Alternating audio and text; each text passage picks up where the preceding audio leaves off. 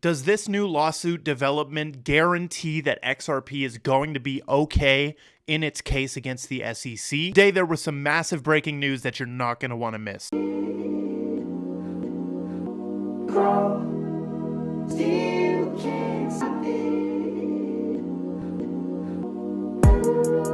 What is up? I am Crypto Mason, and welcome back to the Crypto Mason YouTube channel. Shout out to the Gold Squad. We look for gold in every single aspect of our lives, and we always find it. Now, today, we are back, and today is a massive, massive win for all of crypto, for Library, and for XRP as well. We are going to talk about how Library just came out, because Library lost against the SEC, right? But they have just picked up a small win that actually might make the difference in the XRP case. We're going to talk about it and why it's important. Last video, I did say that we would give away 100 XRP if the video hit 1,000 likes. You guys crushed that, and we're at 1.3. So at the end of today's video, we're actually going to use a random comment picker that's going to choose a comment from the YouTube comments, and we're actually going to award the 100 XRP to them. So if you'd like to win, today, 100 XRP if you like the video and comment, because your comment will be put into the comment picker. Make sure you also join the Discord, the Gold Squad Discord. Free to join. We're at 16,300 members right now, growing every single day. So let's get into the market. Going to give a brief overview of what's happening in the total market, and then we'll dive into this SEC stuff, which is just probably the most important thing you'll watch today in all of your YouTube viewing. So make sure you watch until the end. DYDX continues its push up a little bit right there. DYDX, I am bullish on DYDX. Very, very cool decentralized exchange. You can do leverage trading, I believe, on DYDX. They have continued to pump up. And then as for Bitcoin, man, 23,000, 1.6 on ETH. Everything just consistently ranging in these same ranges that we always have. So let's get into the Library thing right here. 34% up in a day. Okay, and if we go to the month, or let's go to the 3 months or 1 year right here, you can see that this right here is when they announced that they lost the SEC case. So this absolutely dumped like crazy. They were at basically 2 cents, went all the way and bottomed out at below 1 cent. And that is exactly when they tweeted out, "We lost. Sorry, everyone." That tweet went crazy, almost 10,000 likes. They said, "We lost. Sorry, everyone." And then they put the memorandum and order on Odyssey. My channel's actually on Odyssey. If you go and type in Crypto Mason, you will see my channel on Odyssey, because my content is synced up on here and it just automatically uploads. So this is Library's platform, and I've been using it for a very, very long time. In fact, there's actually an exclusive Crypto Mason video on here, Ripple Decoded. If you type that in, you will see that episode 6, I believe, of Ripple Decoded is only available on Odyssey. It was banned off YouTube, and I believe it's right here. Ripple Decoded Part 6 was actually banned off YouTube for medical misinformation. Okay, and this is an Odyssey exclusive. It's only on Library's platform. So I've been using them since the start of my channel. You can earn passive income if you're already a YouTuber. Just sync up your channel to Odyssey, and you will make passive income on their platform, because it just automatically posts your videos. So, but they lost the case to the SEC.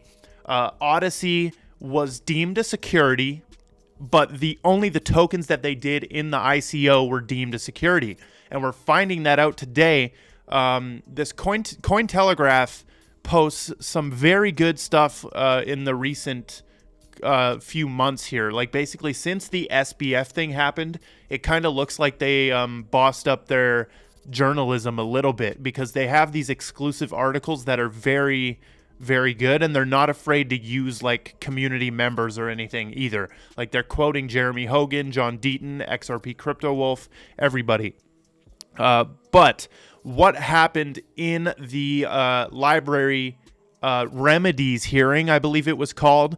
Let's let John Deaton explain. He is, obviously we know John Deaton. He's one of the lawyers covering the XRP lawsuit. Let's take a look at what he says and what happened with the summary judgment arguments. Here we go. And so the clarity is not as it was or should have been. He goes, not enough to survive, to win on fair notice, but it's not lost on me. So it looks like a fine like that. And then disgorgement, there's going to be some kind of discovery of whether or not there is a net profit or not a net profit. It appears there isn't a net profit, then there would be no disgorgement. If there is, there could be a little. And the injunction, he said that he's not inclined to do that. Then he looked at me and said, amicus, he goes, I'm going to make it clear that my order does not apply to secondary market sales. He goes, so that should satisfy you, right? And I stood up and I said, great.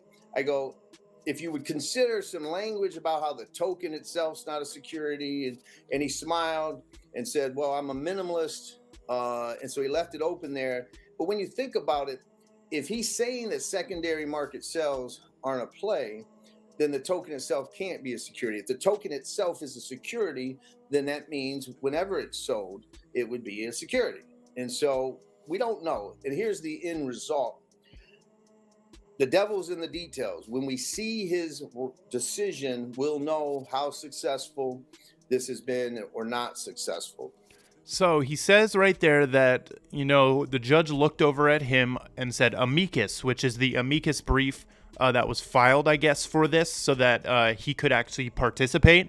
And he said to the judge, the judge said that the secondary market sales of library are not constituting securities, right? So basically, when I sell you library on the secondary market, or if I buy library from anybody on the secondary market, those are not securities. And then John Deaton asked the judge to could you just directly say that, library, the token itself, is not a security? And the judge said he's a minimalist. Okay, and smiled at him. So he's like, it's like, even just that, right, is showing you they're still so hesitant to provide real clarity on what the heck is a security and what's not in crypto.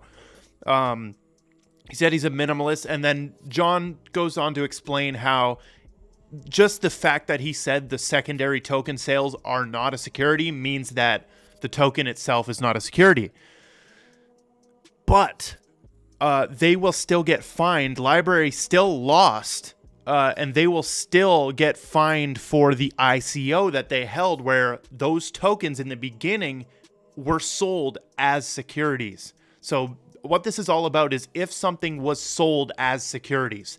Now, Ripple and XRP and Brad and Chris, they're all being sued for essentially the same thing, which is that they sold in the beginning tokens, the XRP token or the XRP coin as a security. So, the ideal, pretty ideal is that Ripple gets sued and then we move forward and XRP is deemed absolutely not a security, but they get sued for the ICO. Okay. That would be okay because Ripple can pay it and not go bankrupt or not, fail. Ripple can pay that.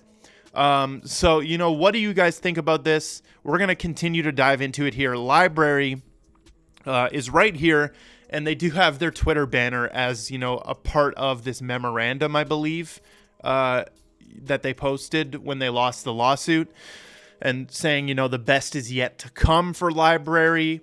There were several articles that came out on November 7, when they announced that they lost, that said, Library is going to die now. Because if you just look at this chart, 2018 was a huge run and then death, right? Death. But they've never been lower than they were after the SEC case. So if we keep going here, Library has tweeted out, this was an hour ago, Many are calling yesterday a victory for Library, but we have not won yet. It doesn't matter if the judge says Library credits is not a security if third parties, exchanges, are still too terrified of the SEC to work with it. Okay? So I'm assuming they got delisted off a bunch of exchanges. Yes. Just look at this, okay?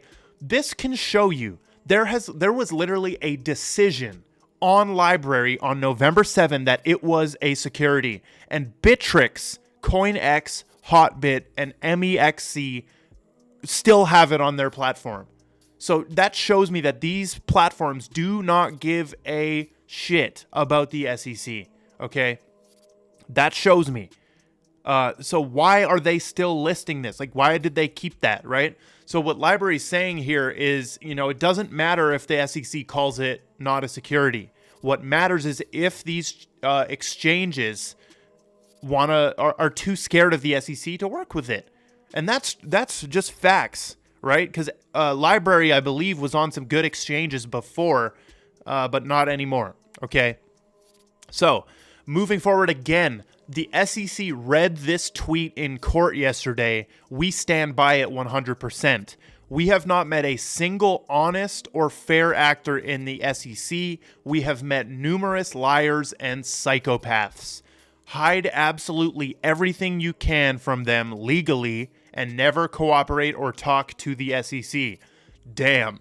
Excuse me. So this is the tweet that apparently the SEC was mad about in court, and they read this off. On January 23, so recently, they said, "This is the biggest call we made wrong. We thought by being honest and open, the SEC would go after us last. But they actually went after us first because we made it easy." Now that's some absolute bullshit, right? Any crypto exchange or token that's willing to cooperate with the SEC should get fairer treatment or better treatment, right? And then they go on to say, "We cannot emphasize enough how important it is to obscure your activity from U.S. regulatory agencies." Now, they probably regret tweeting that out because they do clarify it here. Over here, saying that make sure you're legally obscuring it from the regulators, right? Don't do illegal stuff. But this kind of implies do whatever it takes to obscure your activity, okay? So that was one that they focused on. John also said the SEC made a big deal about this tweet. It was read into the record. The judge openly laughed out loud at it. He told the SEC to stop taking things so personal and said that considering the blood, sweat, and tears that went into Library, he understood why they're angry, okay? So the judge literally laughed at this tweet, okay? He laughed at this tweet.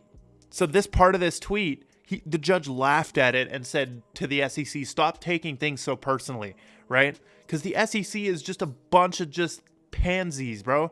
They're terrible. They're, like they said, they're liars and psychopaths over at the SEC. And we're going to play a message that Library has for the SEC in a second here. But that is very funny that the judge laughed at that and told them, like, yes, Library built this product and built this company and this project and this token and everything, and they put blood, sweat, and tears into it, and they have the right to be mad because you're trying to kill their business. Moving forward, here's the important message from our supporters to the SEC. Ready? Fuck the SEC! Fuck the SEC! Fuck the SEC! Do you guys hear what I'm hearing? Like, that sounds like a perfect little, like, I don't know, somebody sample this and put it in a song, right? That needs to be sampled and put in a song right there. Absolutely. Listen to it again and watch it on loop. You'll hear it. It needs to be put in a song. Fuck the SEC! Fuck the SEC! See, it has a real good rhythm to it. So let's make an F the SEC song. Moving forward, I want to talk a little bit about how this affects other tokens, HBAR, Algo, Quant. But first, I love this graph. We show this all the time, but I want to show it again if anyone's never seen it. XRP as a bridge currency and today. So today, here's all the currencies, right, They have to connect to each other individually. How stupid is that, right? Whereas if you have the bridge currency, they all go through one bridge currency and can come out either side. But right now, this process right here that we're using is extremely clunky, slow, outdated, expensive, etc. You know, some people have problems with this graph, but I think this is just a simple thing. Look at this. Multi-trillion to $5 valuation. Come on, bro. We are not going through all this with the SEC for $5, right? I agree. But dude, you need to be realistic with XRP, right? The realistic thing about XRP is it did not break its all-time high in the last bull run. It didn't even have enough strength to break its last all-time high. It didn't even get close, right? It got to $1.80, right? If we go to check the XRP chart, you know, we got to $1.80. Look, right here, or $1.90. But we did not come close even. Sorry, let's load up the Bittrex chart because they have more data. As you can see, they have the 2017 bull run. $3, right? We didn't even come close. Like, look at that, dude. It's half, right? Boom, and then down, lower low, right? So, you know, hopefully the next one isn't just like this, because that would be horrendous. But that also might lead to boom, and hopefully it does. But you know, the realistic thing about XRP is it did not even have enough strength to break its all-time high. So when I say it deserves to be $5 per coin at least, I'm being very conservative on that. You know, because I believe it should be $10, $15, $20, $50, right? The use case is multi-trillion dollar. It's a multi-trillion dollar problem solver, XRP is. So obviously it deserves to be more, but, you know, $5 would make all of us happy. Moving on. So here's how this library thing affects some of our favorite coins, right?